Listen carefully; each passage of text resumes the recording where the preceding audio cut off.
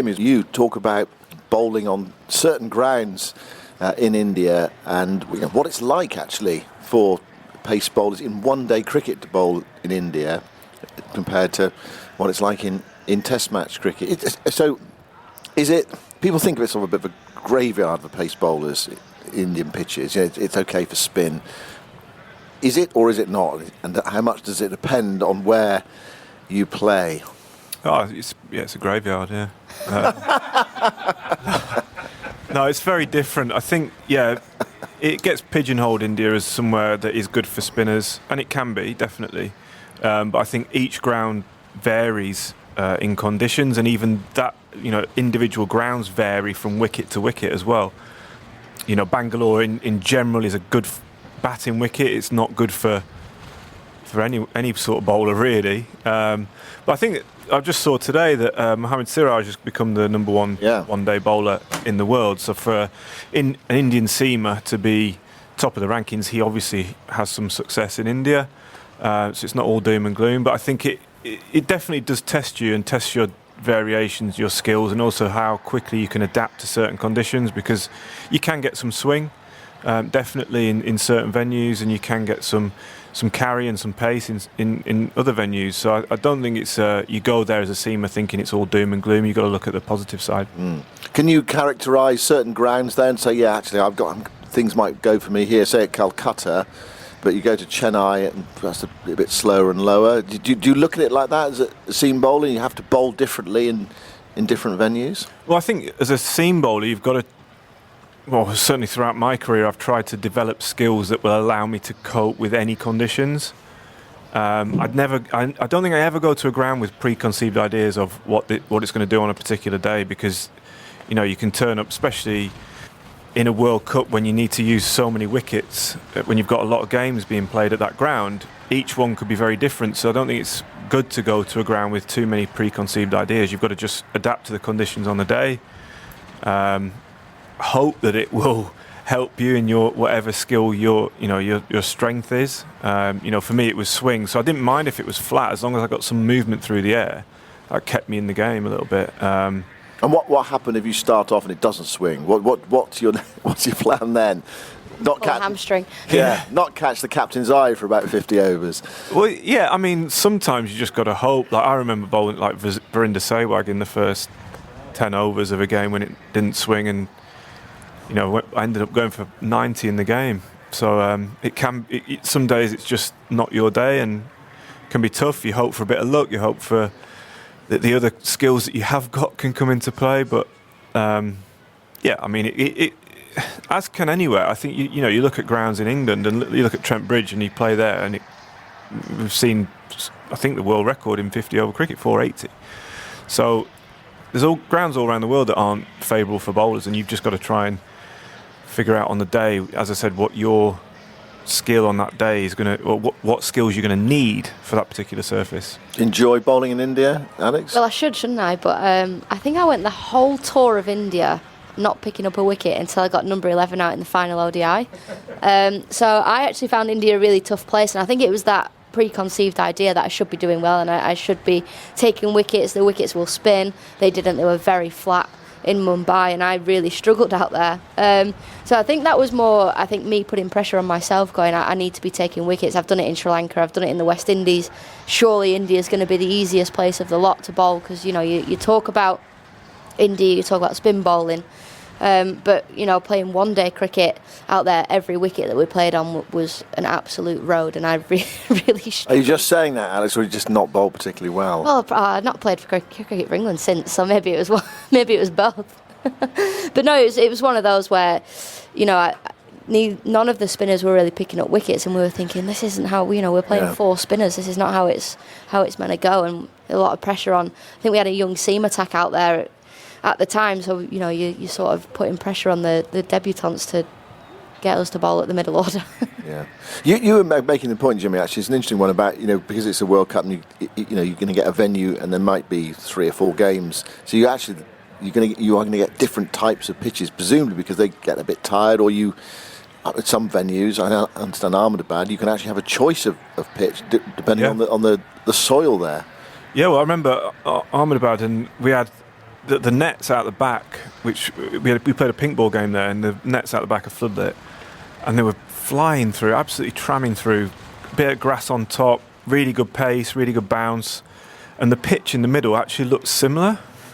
And we ended up playing, I think we played 4 seamers and I think it was 7 seamers you played. I don't think it was that bad. I'm teasing you. But then, obviously, India played 4 spinners and it absolutely it ragged and it was over in 4 sessions. So I think, they can prepare something that is true and can carry and actually decent to bowl on. And then Chennai is a good example, I think. You watch the IPL and they can produce absolute big turners and they can produce flat wickets that are great for batting. So, I think we're going to see all sorts of pitches this next couple of months.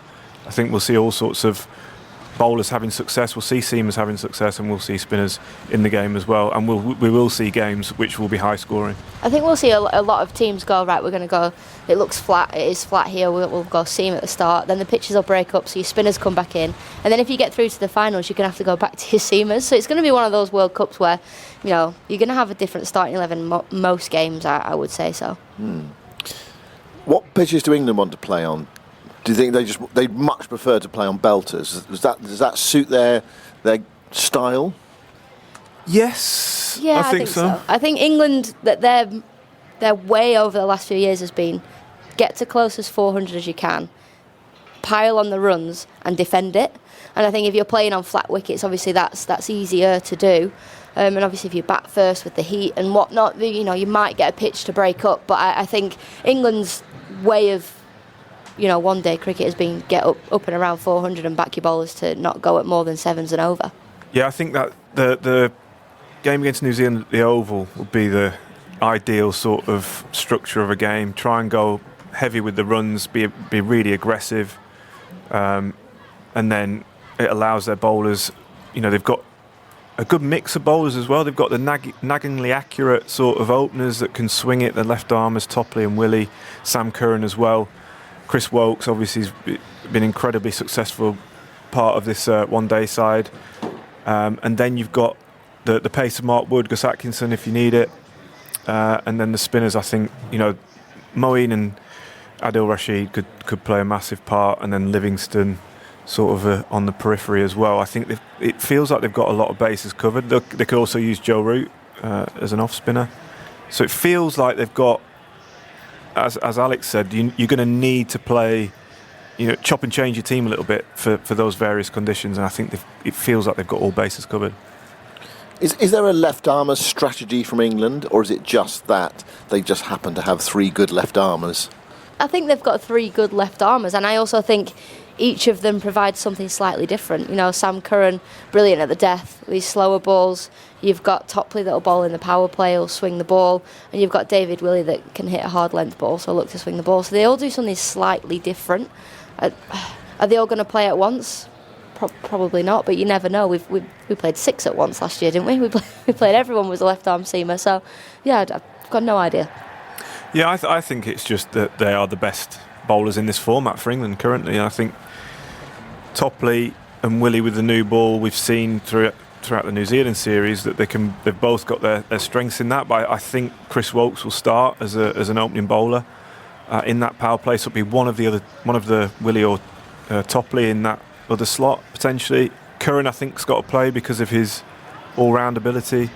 Seems to be able to, everything he touches seems to turn to magic generally. We saw that great partnership with Livingston at Southampton when England were in trouble. So I think he could slot in at sort of 8, but then Wokes in there as well. It's a long back line. I mean, they've got a lot of decisions to make, but it's great to have those options, I think. And then you throw Mark Wood in there as well, who's not actually played a game, a 50 over game this summer yet. So he's going to be sort of thrown in without playing much cricket. But how are they going to use him? Do you think? Do you think they might limit him to 4 games, or ideally they want him to play every single match, or will they have to mix and match a bit?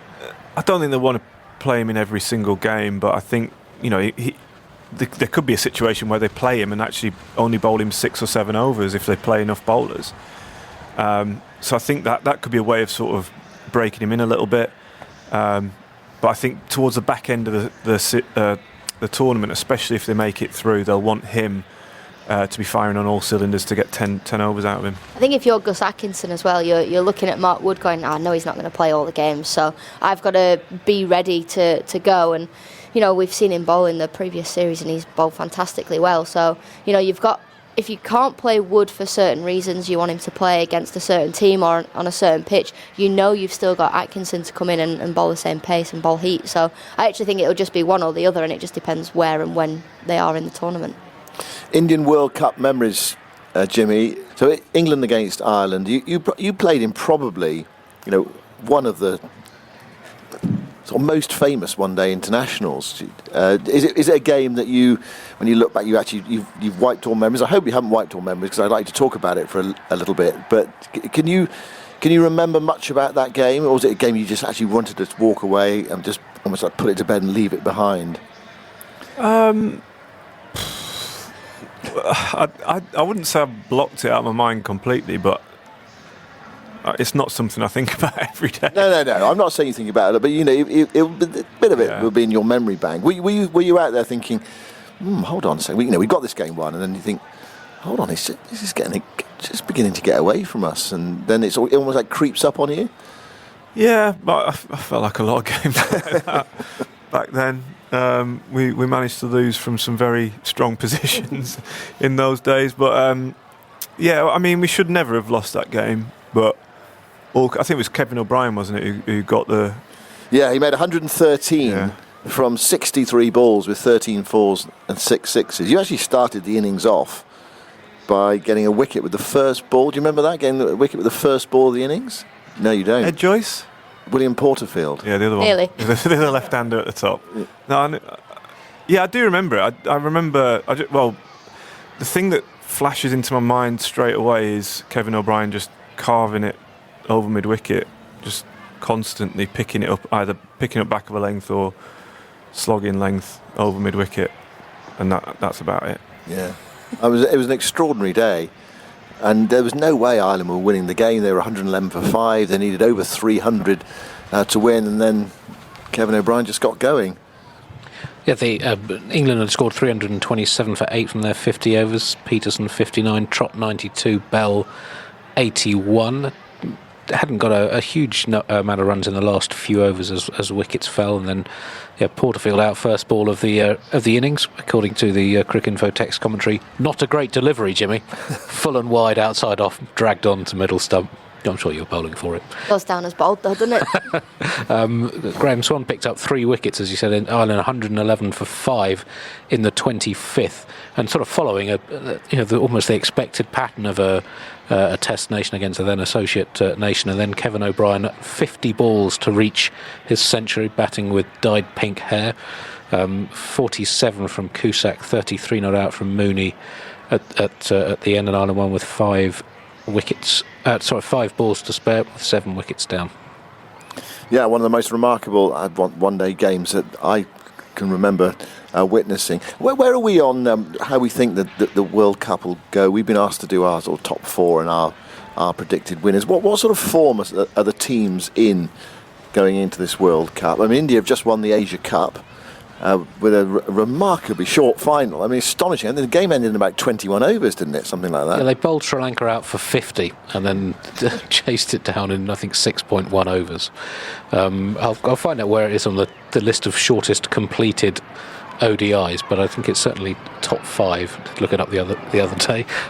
Sri Lanka had been in great form, hadn't they? Yeah, Sri Lanka beat Pakistan in the effective semi-final in the Super Fours stage, and Sri Lanka had to qualify for the World Cup through that qualifying tournament we were talking about earlier on, so their form had dipped, but then were demolished. Siraj, who Jimmy said just got reached number 1 in the world rankings, took 6 wickets in that game. In terms of sort of form coming into the tournament, we're just looking since the start of October last year, so basically the last year of ODI cricket.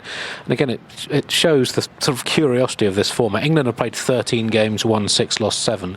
India have played 27 ODIs, won 16, lost 8, with 3 unfinished games due to weather. Sri Lanka have won 15 and 9, but played played in that qualifying tournament, so played against some of the weaker sides. Pakistan won 10, lost 5. South Africa, who hadn't been in great form, won the last 3 against Australia to get a really excellent 3-2 series victory. So coming in with a bit of form and momentum, their spinners Shamsi and Maharaj bowling well, so a potent top order. Australia won 7, lost 4 in the last year. It's really quite hard to tell who's good, partly because I say South Africa beat Australia in the last game.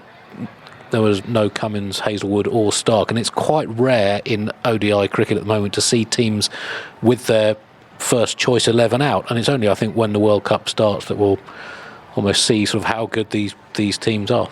Yeah. What's your hunch about likely semi-finalists, Alex? I mean, you can't look past India, home conditions, home tournament. I think for me, they're up there. I think England obviously got an opportunity. They've got both World Cups at the minute, a really strong side. Pakistan, I'd love to see Pakistan there, mainly because I love to see India versus Pakistan, especially in a semi-final or a final. I think, it's what everyone wants around the world, but I also think they're a well-rounded squad. I wanted to say South Africa, especially after watching against Australia, but having looked back at previous World Cups and the T20 World Cup just gone, I know it's a different format, they really underperformed, and it's almost like every time they go to a World Cup, they get to knockout stages or crucial games, they bottle it, and they're not very good, and they almost have to get over that line. So I'm not putting South Africa in there for me, but I'm not sure about my fourth team. It'd be a good wild card pick, though, to go for a fourth, go for South Africa and for them to make it, because probably no one else will for that very reason. And they have got some talented players, and they've also got quite a few players that have played in the IPL, so quite used to. I know most teams have got a lot of players that played in the IPL, but they've got a fair number of players that played in the IPL. I mean, someone like Heinrich Klaassen, who made that magnificent 100 against Australia at Centurion the other day. I mean, he was good for the Sunrisers Hyderabad in the IPL. He came out and he looked as though he could cope with the conditions and scored quickly. Then you look at that T20 World Cup that's just gone, and they had to beat the Netherlands, and then the Netherlands won, and you think, how on earth have South Africa not got through to the semi-finals because they've lost to the Netherlands? And we've seen it time and time again. Well, I wonder if this time there's sort of less expectation, and in the past they've had really good teams getting into some of these tournaments, particularly I think sort of 10 or 15 years ago. They had really strong sides that would generally find a way of messing it up. And no stronger side than the one that played on this ground in 2000. That's in 1999 when Herschel Gibbs dropped that catch. You had the chance to eliminate Australia. Of course, they had that amazing semi-final at Edgbaston. That was a good South African side. Yeah, and then they started in the 2011 World Cup. England beat them in Chennai, I think, but they had played very well in the group stage, and then had a sort of mad 20 minutes batting in the quarter-final in Dhaka against New Zealand that exposed the sort of weakness of their tail-end batting. And that's another factor in these teams where it could be a real strength for England, particularly if they're picking Wokes and Curran, Willie. Willie, they could bat down pretty much to 10 certainly, which gives you that little bit of wiggle room in the event of a collapse. That might be a weakness again for South Africa at this time, but it's rather intriguing, and I think they could be an interesting side. So they've got 2 good spinners, and that factor of the IPL that teams just have many more players that are familiar with the conditions than maybe in previous World Cups. Your pitch for me to put them in my semi-final top 4 has gone very well. But I'm still not sure. I think I watched them the other day against Australia, and yes, Australia didn't have their strongest side out, but I still thought they looked pretty impressive. The last 3 games they've looked really impressive, and as you said, the batting looks particularly strong, I think. And if they can get players in form who like those conditions, I don't see any reason. Miller's another one in the middle order who's played a lot of IPL cricket. Quinton de Kock as well. Quinton de Kock. And their bowling attack could be extremely strong. Shamsi and Maharaj, very good spinners, very experienced as well. So I feel like they could actually surprise a few and make it, and then that would mean I'd like to see Pakistan in there as well. I think I like them as a team. I think they're fun to watch. They've got a lot of character in their team as well as a lot of quality. Obviously, I want to see England in there as well, and then India. You'd think home conditions they've got to, so that would mean that the likes of Australia and New Zealand would miss out on the last 4, and you just think in a World Cup, Australia just seem to turn up, don't they, and bring it, and for me, it'd be potentially South Africa or Australia for that fourth spot. Do you think there's a possibility we could, really be surprised? It is an Asian World Cup. I'm saying India, Bangladesh, Sri Lanka, South Africa as potential semi-finals. Does that sound mad, or does it actually feel quite open? It feels more open than I remember World Cup being. I think there's plenty of teams playing well. As you mentioned, Sri Lanka have done really well up until that final the other day. They've put in some great performances. So that there's no reason why they like the conditions. They'll be used to the conditions. No reason why they can't make the semis. I think there will be a surprise in there. I think there'll be a big team that misses out. Maybe even a couple of big teams that miss out on that last four. And there could be a surprise where a Sri Lanka or a South Africa that maybe people aren't thinking too much about at the moment. And Afghanistan have the bowlers to cause problems to teams, and you expect them, I think, to do much better than they did in 2019 when they didn't win a game. In they can get some runs on the board. Yeah. Or if they bowl first and bowl a team out, that takes a bit of pressure off their batting. So Bangladesh's form hasn't been great of late, but they've got a few experience. What's it been like? Is there a difference with Bangladesh between playing at home and playing away? The reason I say that, of course, is if you're playing in quite alien conditions, I think there's a problem they've often had. But when they play at home, they've generally got a very good record. Okay, they're not playing at home, but they're playing in quite familiar and similar sort of conditions in the next couple of months.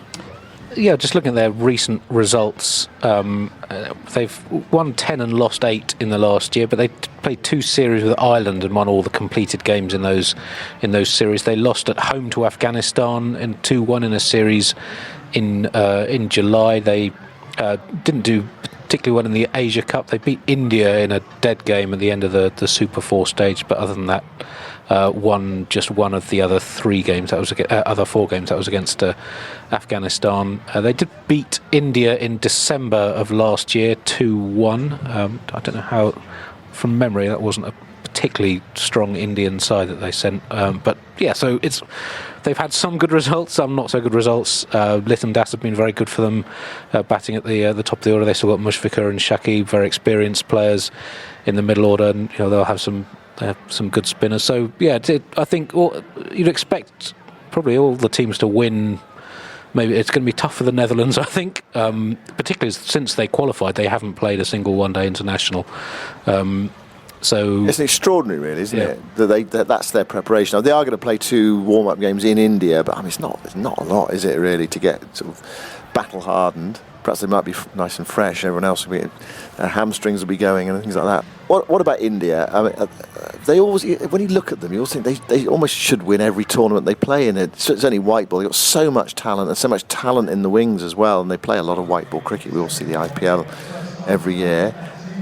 One thing about people say, the pressure of playing at home, because they're used to that, aren't they?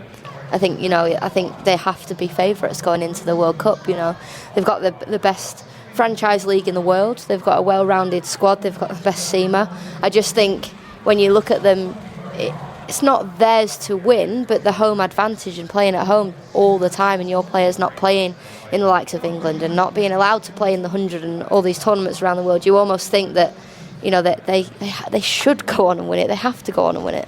I just think the home conditions suit them absolutely down to the ground, and I think it's amazing how many tournaments you turn up to, and if India are playing, the pitch just seems to tip in their favour a little bit. I remember the Champions Trophy final 2013 at Edgbaston. It was a 20-over game in the end, but was an absolute Bunsen turned square. It's certainly what we wouldn't have wanted that. So yeah, I feel like the home conditions will suit them down to the ground, and they'll be definitely in the last 4. Yeah, and real potential winners. The one thing about India is that the feeling that they're just a bit too conservative. A lot of teams have taken on the sort of aggressive approach. I think that's one of the criticisms that's been labelled at them. But I wonder whether it will be a World Cup where you can go hell for leather. I guess it depends where you play. But it might be about adapting because of the slowish sort of nature of the pitches there. You have to adapt, and it's not about just bashing it all here, there, and everywhere. Yeah, completely. I think back to Bangalore 2011, we had a 390 tie against India. So there's obviously games where it will suit the batters, and you've got to go hell for leather. You have to. And then there will be other games where the pitches are slightly slower, and you've got to just sort of manoeuvre the ball maybe a little bit better. That's where I think England and India will potentially have an advantage. They've got the players to be able to do that in the middle order, as well as the players that can clear the ropes and whack it. So I feel like there'll be a massive mix throughout the tournament of pitches, and we'll see very different styles of play throughout. It's worth remembering, of course, that last time when the World Cup was held here, that India finished top of the group, didn't they? I mean, they were the best. They were the best side over the league stage of the competition. Yes, and then they fell to pieces against New Zealand in the semi-final. So they finished top. New Zealand finished fourth, narrowly ahead of Pakistan on net run rate from memory. New Zealand won the toss in the semi-final at Old Trafford, so any advantage of finishing top of the group was dissipated, such as it was. And India, for the first time, lost wickets early on. They lost their top three, all out for one. I think they were chasing, weren't they, in that game? And their top order had been so good through the tournament that the middle order was sort of out of practice, and they had a bit of a tail, and ended up losing that game despite a fine innings from Jadeja towards the end. So yeah, that's I guess the nature of World Cups is that all teams, however good they are, have an Achilles heel of some kind, and it just takes it to come to the fore in one game, and that can be it. You raised a good point the other day about the structure of the World Cup. I mean, 10 team, everyone plays everybody, and there is an intensity about that, and there's a fascination about that.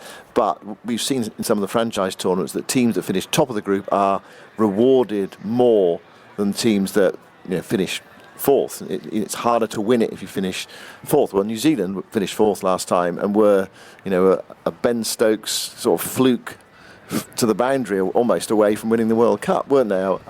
And that's possibly the biggest problem. One of the biggest problems facing India. You would back them to win enough games in their home conditions to comfortably finish in the top four, but then when it comes down to that knockout match, It comes down to the scars of losing semi-finals. The boys and the girls do it all the time, don't they? So it's you almost say, they are going to finish top four. It's just that knockout game. It's whoever turns up on the day and whoever has a good day. It takes one innings or one bowling spell from a player to really change a game, doesn't it? So they'll have to. If you just qualify for the semis, you still got to be on your A game to make sure you get through to that final.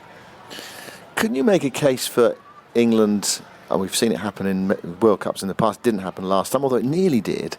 And they had a fantastic, wonderful performance against Australia. I think probably their best ever one-day performance was against Australia in that World Cup semi-final. Pound for pound to do what they did to a good Australian side in the semi-final. But there were some dicey moments on the way. Could you make a case? I'm not saying you necessarily want to, for England, not doing quite as well as everyone's expecting them. Could you see, if it does unravel for them, why would it unravel for them in the World Cup? I think I can see them going a little bit too hard and losing quick wickets and having to reconsolidate in a few games and not quite getting as many runs as they necessarily would want. And then, the bowling not quite being as good as the previous tournament and going, okay, we're not defending 380, we're trying to defend 320, and it's not quite going our way. Yeah, I think maybe there's been a little bit of disruption as well this time in the build-up. So the Roy and Brooke stuff.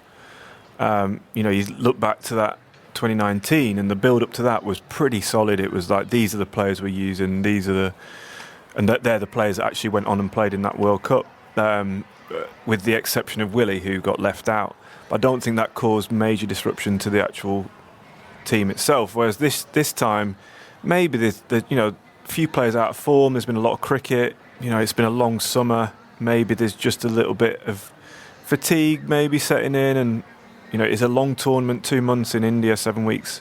If you get through to the knockout stages, maybe that's the only issue I see from an England point of view. I think if they're all in top form, all the players are in top form and all fresh, then I see them making it to the last four. Yeah, they've got lots of talent, haven't they? The batting is. Do we think the batting is the stronger suit? Or Or do you think there's enough in the bowling to hold teams back when they're really going for it and putting pressure on? You'd say the batting's the strongest. I'd say that, you look at the top order: Bairstow, Malan, Root, Stokes. You'd say is really strong. Then the middle order of Butler, Moeen, Livingston.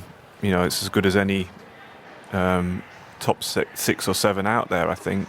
And then with Brook on the sideline as well, you'd say, it's really strong and can test anyone. I'd say the bowling is probably the little bit of a doubt for me. The likes of Willie and Topley and Curran. I know Curran had a really good IPL, but in India, can they do the same sort of job that they've been doing here? Will they get the same amount of swing? Will they get the same amount of movement with that new ball in the first 10 and be able to take wickets in the power play, which is probably more crucial in India than it is in England? We actually saw as well when Rash went off against New Zealand at Cardiff, wasn't it? The seamers were going around the park and they weren't able to adapt and get themselves back into the game. And then when Rash came back on, he got hit out of the ground and got taken apart. I think a lot of teams will actually look at England's starting 11 and go, like, Rashid is key for England. If we can get on top of him, then we're on top of England. So I think a lot of teams will just look to target the one bowler and hope the rest sort of crumble behind him. The TMS Podcast. Follow the games live on the BBC Sport website and app, where you can watch highlights during the match.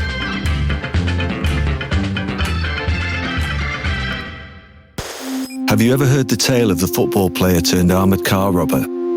It's a story so wild, it almost seems fake. 911, what is your emergency? Armed robbery? It's an implausible tale of drugs, greed, and waterway escapes. It's like something out of a movie. A man steals a bag of money from an armored car here at this bank, but it's how he gets away that has everybody talking. With unearthed documents and previously unreleased audio, we tell the story of Anthony Curcio in full. I'm Johnny Marr. This is Sport's Strangest Crimes. Listen on BBC Sounds. The TMS Podcast. Oh, smash that! From BBC Radio 5 Live. Time to hear now from England's white ball coach Matthew Mott, who's been speaking with Henry Moran. Once we set foot in India, it's game on, and we've got to manage. It's a tight turnaround, so the bowlers in particular have to be really careful with. But as the batting group, they'll be absolutely out there to try and adapt to those conditions as quickly as possible. How much time have you been able to spend thinking about those plans and all of the different permutations? Plenty of time. I've well documented. I've had a few months off, so in that time, had a lot of conversations, and that's been the beauty of this role. And that's what Rob Key wanted from the start, with the splitting of the roles, rather than being in the midst of eyes on the ground, that you can actually look up a bit and look further forward. So, I've had a lot of conversations with Joss about our style of play and what we want to, the key messages that we want to get through to the group, and it's more an evolution than a revolution. I think the side's been in a good spot for a number of years now. So just tinkering bits and pieces, and it's quite obvious England's brand of cricket. So just trying to reinforce that and be positive around that. Jason Roy is, in theory, still potentially going to be a part of this World Cup if he is required. Have you spoken to him in the last few days? Yeah, I have. Yeah, we've been in touch. He's obviously incredibly disappointed, and it was toughest decision I've been a part of. When you leave a player of that calibre out, that's been a great servant and has done nothing wrong really, to be squeezed out of the 15 was probably, particularly for Joss and I, one of the most difficult sort of conversations we've had to have. But in the spirit it's been in, he's taken it as well as you could hope. He's determined to get back there. He's determined to make sure he's fit and ready should an opportunity open up. And I've got no doubt if he got that opportunity, he'd come out and make a real statement. So he was receptive to the idea, if needed, that he'll be on that plane out there? Absolutely, yeah. He's got a burning desire to still be out there, and that's exactly what you'd expect from a player who's, he's had his ups and downs over his career, but what an amazing record he's had. So you expect him to bounce back. What about England's expectations for this World Cup? Have you set a bare minimum? No, not at all. I think whenever you lead into World Cups, and one thing I am keen is for people not to talk about it, it's the defence. I don't think there's anything in our strategy that will be about defence. And I think everyone will have their theories on who's the favourites leading in. I think we're one of a number of teams who are capable of winning it. But with World Cups, it's about putting yourself into those semi-finals, and then you can do anything from there. But the group stages are obviously incredibly difficult. We're playing a number of different venues. We'll have to be on our game every single time. And then the game is the game is to try and get through those stages and then see what happens. And luck and timing play a huge part in that. I've seen that both sides of the ledger. So our job is to make sure that our first port of call is New Zealand for that first game, and then reset. You've won a lot of ICC events, both as coach of Australia women's side and also with the England men's team last year in Australia. What's the secret? What's going to be your key message, that key little ingredient to get England success in India? I think the best thing that you can do is treat each game in isolation. I think there's always a part of you that wants to rush through the tournament and get to the end and hope that you're in that semi-final phase. The more that you can stay present, make sure that every opposition is treated equally, and every venue you do your research and you're ready to go and your plans are really clear, your messaging's clear, and then each game you just reset. And I think if you can get that mindset happening, you give yourself every chance. Just finally, how excited are you? I'm very excited, actually. I think I would say going into the last World Cup, I was probably more nervous than excited, but I just think it's a great opportunity for this group. I think we've got a lot of players who've played a lot of big tournaments. We've got a good mix of players who, some fresh faces in there as well, and they'll add a lot of energy and probably good naivety to the World Cup. But I think we're going over there. I think we're a good chance of competing in those finals. And we've got a lot of guys who've had IPL experience, so that will weigh heavily in our favour. But we all know that it's going to be a very tough tournament. Well, we can hear now from a World Cup winning bowler. I've been talking to Timal Mills about the challenges of bowling pace in India. You need to be fit, I think, especially for ODI cricket, because the climate and the conditions play a huge part. Especially if you're playing a day game, so starting in the morning and you're playing throughout the heat of the day both as a bowler and a batter and in the field. So it will vary the different parts of India that you'll be in, but certainly it is a warm time of the year. So you'll be kind of operating in mid-30s with, in some places, really high humidity. So you've got to make sure you're in good shape. The beautiful thing about India is that the different grounds can offer completely different challenges. You'll have some grounds that are very flat wickets. You think the Wankhede Stadium and places like that have good pace, good carry, not very big boundaries. That's where you'll potentially see some of your 350 scores. And it'll be interesting to see as the tournament goes on, will some of the grounds really turn? You see during IPLs and test matches, they can make wickets that can turn square. I'm sure they'll be encouraged to produce flat wickets, but it is a big challenge ground to ground what the different grounds will demand of you as a bowler in particular. If it's hot and it's flat, what do you do as a bowler? What are your options as a pace bowler? You've got to bowl straight.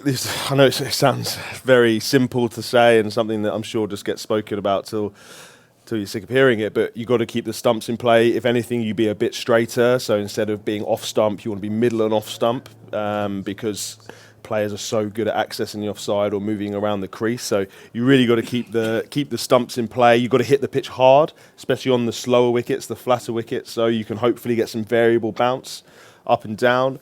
You've got to identify whether a pitch is more suited to cutters or to, say, back of the hand slower balls, because sometimes, from my experience playing in India, sometimes the pitches that are so slow, your back of the hand slower ball is almost too slow. Does that make sense? Whereas you need the quicker cutter onto the wicket. So you've got to communicate really as a batting group, as a bowling group, with your captain, whatever it might be. You don't want to let a 5-6 over period slip where you're getting your tactics wrong, and especially like in a power play or towards the back end where teams are trying to go pretty big. How quickly can you do that in a game? I mean, are you talking about 2 or 3 overs in, or does it take a little bit longer to make that assessment? It can do. It depends. So one thing you can assess quickly is, say, literally brand new ball, first couple of overs of the game, you can sometimes try and search for swing for too long. So identifying some days it won't swing. We sometimes in England we see Like the game at the Oval, the ODI that we covered, England versus New Zealand, it swung beautifully for a long time, didn't it? Chris Wokes bowled a 7-8 over spell with a new ball. That's not going to happen in India. So you've got to identify, okay, maybe it might swing for an over or two, but then if it stops swinging, stop searching for it. So you've got to drag your length back, maybe go to wobble seam quite quickly. And that'll be an experience thing. So England will be very experienced in that regard, and they have a lot of players around that can communicate quickly. Obviously, the nations, or India themselves as a home nation, and the subcontinent countries as well will be good at, you'd like to think, assessing conditions quickly. And then it's as the game goes on. So okay, you go to cutters early, or do you wait too long to go to cutters, and then all of a sudden you've lost 5-6 overs where the batters have gotten used to the pace of the pitch. So it's a challenge. It's a kind of a challenge within the challenge, I guess. It'll be one that varies ground to ground. Which are the grounds that you would enjoy bowling on there that you think are sort of better for bowling on? I mean, you mentioned actually the Wankhede Stadium. That's quite tough. Bangalore is quite tough for bowlers as well. What about somewhere like Delhi or Pune? You bowled on both those grounds. Yeah, the problem is in India it depends what the boundary sizes are as well. A lot of them are small grounds. A lot of them they're good wickets to bat on. If anything, they want the wickets to be better to bat on than they do to bowl on. But watching games in Ahmedabad at the new stadium there, I haven't played there. The big Coliseum, 100,000 people, looks a brilliant atmosphere. But they've actually looks like they've got a really good wicket there with pace, carry, and also that plays into the batter's hands as well. So Ahmedabad, you could argue, is probably one of the better cricket wickets at the moment there, just in terms of having genuine pace and carry. Kolkata, Eden Gardens has got good pace and good carry as well at the moment, so look out for some higher scores there. Bangalore traditionally is the kind of the bowler's graveyard to go to. I know on a day like that, when you're bowling in Bangalore, do you just say, well, look, I'm probably going to go for 6.5 and over today, and if I go for 6.5, that's actually not too bad, or do you have to be a bit more ruthless with yourself than that? Yeah, I don't think you should never go into a game thinking that you're going to do badly, because then you probably will do badly. You've still got to go out there with the intent to do well and assess how you're going to do. But you're a bit more philosophical if someone, flicks you into the stand or whatever. Of course, and it's identifying what is a good shot on the batter's behalf or what is a bad ball, and you've got to start well. That's key. When you say you bat first, for example, on what looks like a very good wicket, your team's got 350 runs. You know that wicket is not going to be zipping around and nipping and great to bowl on. So you really have to be really on it from ball one. No looseners, no coming into your spell and having a few easy ones to get going, because the batter's going to probably leave it or just pat it around. You know that the batter's going to be coming at you and trust the bounce of the pitch. So it's how you prepare and how you hit your straps early. But then it's also how those games like that often boil down to real small moments. So can you break apart? Can you think Mark Wood, Joss Buttler throws Mark Wood the ball in the 31st over? He might have bowled 5 overs for 50 up until that point, but he can still make an impact in that one ball. Does that make sense? Yeah. So those are moments actually when you come back into the game. Okay, you've had a bad spell or your team's having a bad period, but you get a fresh moment. It's all about fresh moments. So you come back into the sack, or a leg spinner, Adil Rashid, for example, toss the ball. Can you make an impact? Because then that can have a knock-on effect for the rest of the innings, and then you'll look back on the game and think, okay, this game changed when player X took a wicket. I think those are going to be the moments that could define tournaments. How many momentum stoppers have you got in your team as a bowling lineup, I think. England are playing India in Lucknow. Now, Lucknow's a new ground. Yep. During the IPL, it was actually pretty difficult to bat there. You think about Indian grounds generally, quite good for batting on. Sometimes the spinners will hold sway at times. What about when you're playing on a pretty scrubby pitch? What have you got to do there? When you're in a tournament in general that might favour the batting, when you come to a ground or you start playing in a game that you feel you might have the upper hand as a bowler, again, you've got to really make pay and take advantage of it. And that might be your spin. You're just backing up your spinners, and okay, we're going to bowl 30 overs of spin here. So for our 20 overs of pace, we need to really restrict and not give freebies and things like that. And that's where the communication comes into play with regards to your cutter, slower balls, etc. It's just identifying the game situation and being in the. You're not just sat there as a bowler speaking. Say we're batting first. You're not just sat there just, in the changing room, not really paying attention. You need to have a general awareness of what's going on in the game. I like to, if I'm sat watching a game of cricket that I'm not playing in, or if I'm in the opposition in a T20 game, I'll watch how the other left-arm seamers bowl, and just to see, just so I can pick up tips from when it comes to my turn to bowl. That's if I'm batting in the first innings, or you're looking back at the games that have been played at the grounds as the tournament goes on and see if there's any trends and things like that. So ultimately, you're not going to change an awful lot because you have your strengths and you have your weaknesses, and everybody's different. But you need to adapt and play to those strengths accordingly as best as you can over a long period of time, over 10 overs as a bowler, which will be the tricky thing. If you'd been born in India, would you have preferred to grow up as a bowler or a batter? Oh, a batter, 100%. Well, it's obviously easier I've had a fair share of injury worries as well, but yeah, it is kind of the home of batting as such, isn't it? And it's the theatre of it, those brilliant crowds in the stadiums that you get, so well as well from commentating and broadcasting. It is great to watch when a batter's going, or you have a partnership that's going and the crowd are loving it and the ball's flying around. It's brilliant to watch, isn't it? And you don't really get that in a lot of other places around. You feel like you're the world. playing against the crowd as well as the batter. Yeah, 100%. Even though you're out there as a fielding side, talking now as a bowler, you're 11 versus 2 out there, aren't you? But really, you're 11 versus, if you're playing against India, for example, you're 11 versus 2 in the middle and 60, 70, 80,000 people in the crowd as well. But yeah, it can be great theatre. You can feel a bit helpless. Another challenge for the bowling sides during this World Cup will be the crowd noises, potentially, especially in the games that are sold out. Obviously, trying to communicate between Jos Buttler as a captain and a wicket keeper, how you communicate with your bowlers and with your fielders. The old people waving to each other on the boundary edge, and you can't hear. So those are little things that you're going to have to negotiate in what I'm sure are going to be some great crowds all throughout the World Cup in some of these brilliant stadiums in India. So yeah, the challenges will be plentiful, and I'm looking forward to watching it.